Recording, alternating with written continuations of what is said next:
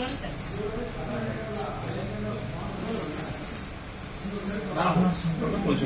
Sir আমার নাম সকল ঘটক, আমি বীরভূম জেলার অন্তর্গত শিউরি থানার ঝোড়ো গ্রাম থেকে এসেছি। আমি 2014 সালে মাধ্যমিক এবং 2016 সালে উচ্চ মাধ্যমিকে পাস করি। এরপর আমি 2016 সালে শিক্ষাবর্ষে বীরভূম গাইড কলেজ থেকে আমি আমার ডিএলএড কোর্সটি সম্পন্ন করি। এরপর আমি 2018-21 শিক্ষাবর্ষে আমি বর্ধমান বিশ্ববিদ্যালয়ের অধীন বীরভূম মহাবিদ্যালয় কলেজ থেকে ভূগোল বিষয়ে স্নাতক উত্তীর্ণ হই। এবং বর্তমানে আমি এখন বাচ্চাদের টিউশন পড়াই এবং পাশাপাশি একটা বাচ্চাদের স্কুল পড়াই। বাচ্চাদের স্কুলে পড়ান? কোন স্কুলে পড়ান? স্যার নগরী সারদা শিশু মন্দির। সারদা শিশু মন্দির। সারদা মা কে ছিলেন? স্যার সারদা মা ছিলেন তো রামকৃষ্ণ মিশন নাম শুনেছেন? হ্যাঁ স্যার। কে প্রতিষ্ঠা করেছেন? স্বামী বিবেকানন্দ। কি উদ্দেশ্য? স্যার রামকৃষ্ণ মিশন প্রতিষ্ঠা করেছেন মানে বিভিন্ন ধর্মের মানুষরা যাতে সেখানে সে মানে দর্শন করতে পারে এবং শ্রীরামকৃষ্ণ দেবের মানে আত্মার উদ্দেশ্যে তিনি এটা প্রতিষ্ঠা করেছেন। শ্রীরামকৃষ্ণ দেবের মানে উৎসর্গের জন্য তিনি এটা প্রতিষ্ঠা করেছেন। শ্রীরামকৃষ্ণ উৎসর্গের জন্য মানে তার উৎসর্গের জন্য বা তার উদ্দেশ্য। আচ্ছা, টিউশন পড়ান? কোন ক্লাসে পড়ান?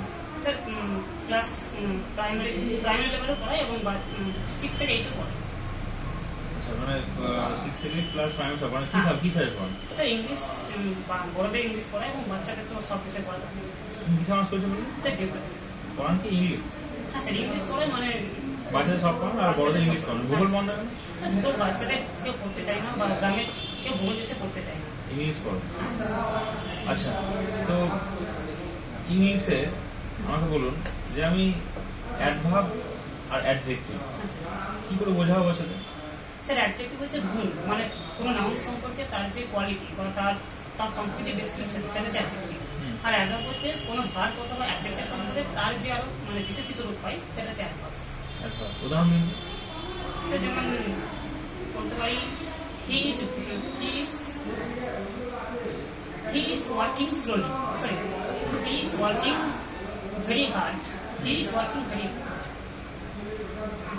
sorry sir, he is working very hard, এটা যদি বলি তাহলে এখানে ভেরিটা হচ্ছে অ্যাডভার্ব। সরি স্যার, এখানে অ্যাডজেক্টিভ এলো না।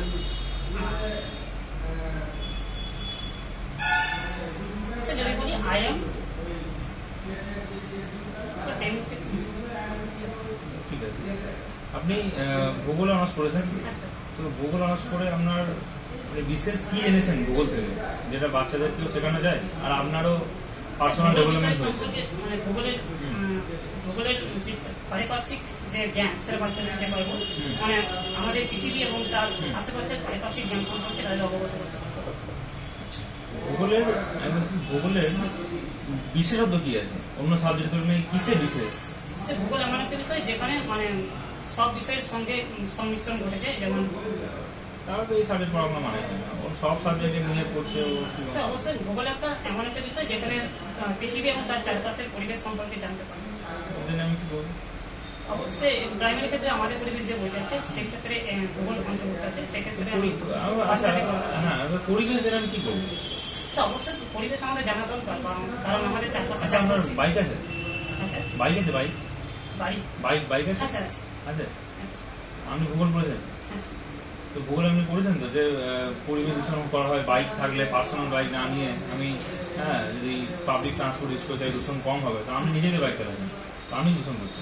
স্যার বাইক চালানো যেতে পারে দূরে কোনো যদি গন্তব্যস্থানে যাই, কিন্তু আমি যদি কোনো স্বল্প স্থানে যাই বা সেক্ষেত্রে আমি সাইকেল ব্যবহার করতে পারি। হ্যাঁ স্যার, অবশ্যই। মানে তাহলে পরিবেশ পড়ে কোনো লাভ হচ্ছে না, মানুষ পড়ছে পরিবেশ কিন্তু অ্যাপ্লিকেশন হচ্ছে না। স্যার যদি দূরবর্তী কোনো স্থানে যাই সেক্ষেত্রে সময় বাঁচানোর জন্য আমরা বাইক ব্যবহার করতে পারি। আর কোনো যদি ছোট কোনো কাছের স্বল্প স্থানে যাই সেক্ষেত্রে আমরা সাইকেল ব্যবহার করতে পারি। আচ্ছা, যাই হোক, ঠিকই আছে। তো আপনি বলুন যে আমাদের এনসিএফ যেটা আছে, হ্যাঁ, তো এনসিএফ এর কি উদ্দেশ্য? স্যার এনসিএফ পড়ানো হচ্ছে ন্যাশনাল কারিকুলাম ফ্রেমওয়ার্ক, যেটা জাতীয় পাঠ্যক্রম রূপরেখা। সেটাতে বাচ্চাদের শিক্ষার সর্বাঙ্গীন বিকাশ সাধনের লক্ষ্যের জন্য এটা গঠন করা হয়েছে। কি ওটা একটা অফিস বোর্ডে না একটা দলিল বোর্ড? স্যার দলিল। আচ্ছা, তো ইসিসি কি? সিসি কি?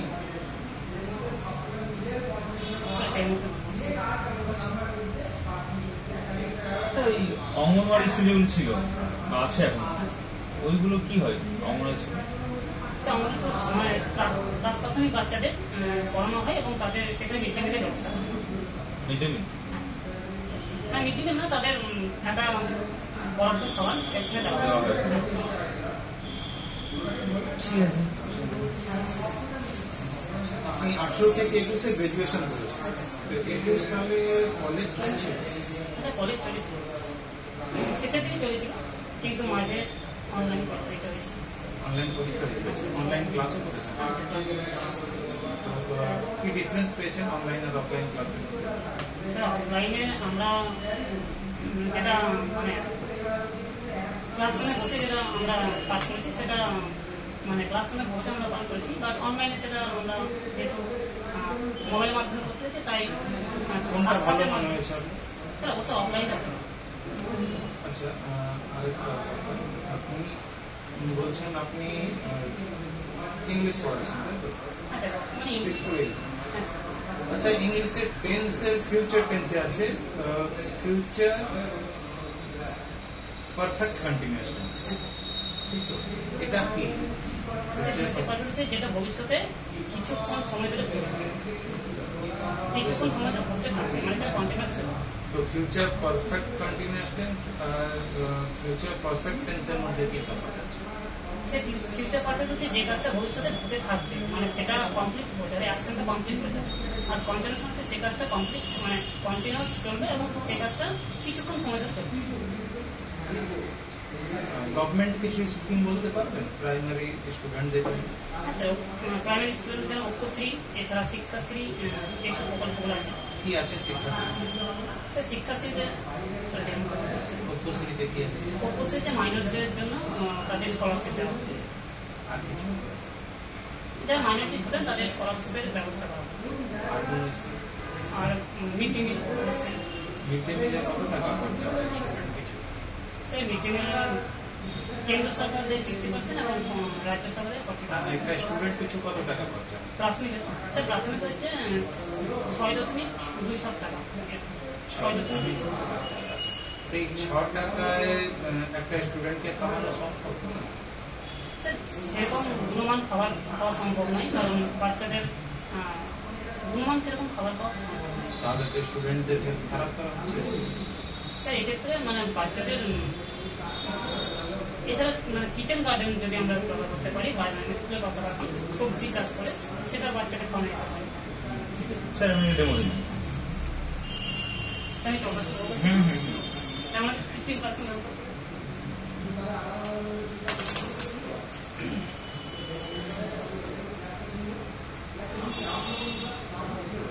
সুপ্রভাত বাচ্চারা, তোমরা সব কেমন আছো? ভালো আছো? আমিও বেশ ভালো আছি। আচ্ছা সুমন, তুমি কাল কখন ঘুমিয়েছিলে? 10টায়? আচ্ছা আচ্ছা রবিন, তুমি আজকে কটায় উঠেছো ঘুম থেকে? 6টায়? বাহ।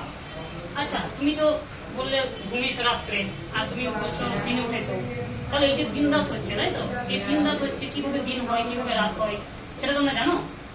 জানো না, তাই তো? বেশ, আজকে আমি তোমাদের কিভাবে দিন রাত হয় সেটা সম্পর্কে তোমাদের সম্পর্কে আলোচনা করবো। বেশ, তোমরা খাতা বের করো, তোমরা আমার সাথে সাথে লিখবে, ঠিক আছে? আর তোমাদের শ্রেণী কি?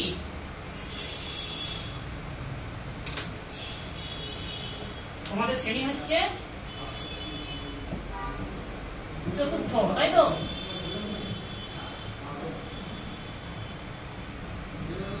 আচ্ছা, আজকে তারিখ বলতে পারবে কেউ?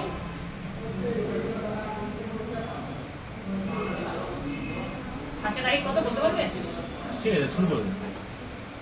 আচ্ছা আচ্ছা, তোমরা এই যে সকালে উঠছো, দিন হচ্ছে, আবার রাত্রে ঘুমাচ্ছ, রাত হচ্ছে, তাই তো? কিভাবে দিন রাত হয় তোমরা জানো? জানো না? জানো না তো? বেশ, আমি তোমাদের দেখাচ্ছি। আচ্ছা, তোমরা সূর্য জানো তো? সূর্য, তোমরা সূর্য সম্পর্কে নিশ্চয় জেনেছো, তাই তো? সূর্য পূর্ব দিকে ওঠে, এটা হলো সূর্য, তাই তো? এটা কি সূর্য? আচ্ছা, আমরা কোন গ্রহে বাস করি বলতো?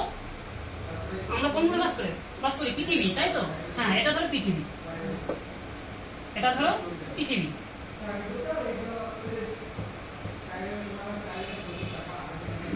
আচ্ছা দেখো সূর্য, আচ্ছা পৃথিবীর চারিদিকে ঘোরে, তাই তো?